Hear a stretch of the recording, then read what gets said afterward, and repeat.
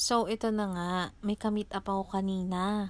Siya yung magdi-deliver ng buchi at saka nung palitaw na dadalhin natin mamaya para sa birthday celebration. So, ako na yung nakipag-meet up kasi dapat sa Pure Gold siya tatagpuin ng ate ko. So, since mas malapit ako na lang yung nag-pick up nitong in-order namin.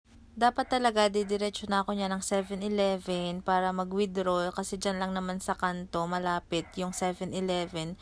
So since napakalaki ng payong kong dala at nitong bilao, hindi ko sila makaya. So inuwi ko muna ulit siya dito sa bahay. And kung narinig niyo po kanina, yes, 600 pesos lang po ang buchi at palitaw na ito sa bilao. Yan nyo naman, oh, parang ang sarap-sarap ng butchi and palitaw. Hagardo na dahil babalik ulit tayo sa kanto dahil pupunta naman tayo sa 7-Eleven at mag-withdraw. So, ayun na nga, pagkabalik ko sa bahay, umalis ulit ako at umahon para naman pumunta sa 7-Eleven at kailangan nating mag-withdraw. Yes, at hindi naman nakakatamad maglakad kasi kita nyo naman may covered pathwalk hanggang makarating kami doon sa 7-Eleven. Ito talaga madalas pumupunta ang mga land bank card holders kasi sa 7-Eleven, free of charge ang withdrawal dito. Ganon din yung mga BDO card holders. Unlike doon sa mga may convenience fee na 18 pesos, diba? Sayang rin. What if bumila ako ng ice cream? Charas lang. Yan, ito na yung aming barangay. Napakalapit sa lahat. Sa simbahan, sa plaza, sa palengke, sa convenience store, sa hospital. Malapit. Hi guys, today is day 11 of undisturbed vacation. So, ang gagawin natin ay mamamerdayhan. Tara, samahan mo.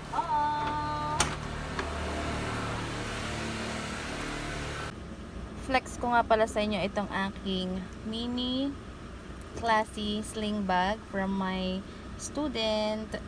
Napakaganda. From Mami Eileen. Thank you po. So nice. So, sasama raw siya, makiki-birthday din, and ihahatid niya yung kulungan ng aso pagka uwi namin. So, at exactly 3 p.m. ay pinick up na namin yung in-order na palabok dito lang malapit sa amin sa Dolores, sa tapat ng Metrobank. Masarap kasi yung palabok dito. Jaran! So, ito na yung pinick up naming palabok worth 400 pesos. Masarap eh. Dolores, tapat ng Metrobank. So ayan, nagkaroon ng sabitan dito ng tricycle and L300 van, kaya pala medyo traffic. Not.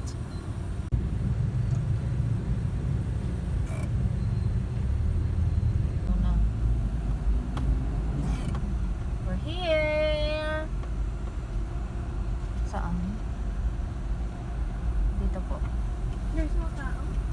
Uy, Tulo, baka mabuslot ka.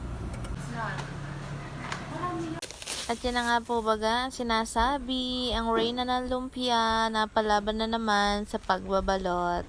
Maganda raw ako magbalot ng lumpia, kaya ako lagi ang tagabalot ng lumpia sa amin. 400. Good. 2 to 3 lang ata yun. Hoy, Krisa, i-ano mo muna din ang pasta, bilis. Ha? Ano? Sabi, ano mo muna din ang pasta.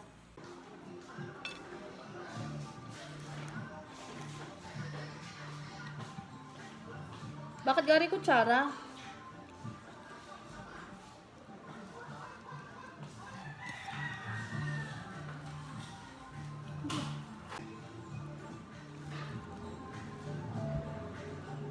Pwede ko mga tinidor.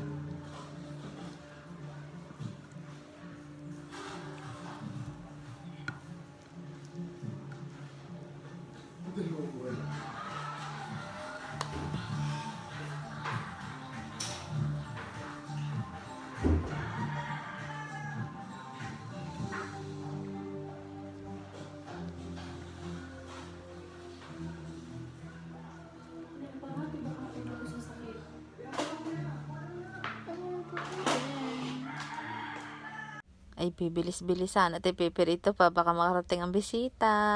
Itigang at hinapit na ang pagbabalot ng mga lumpia.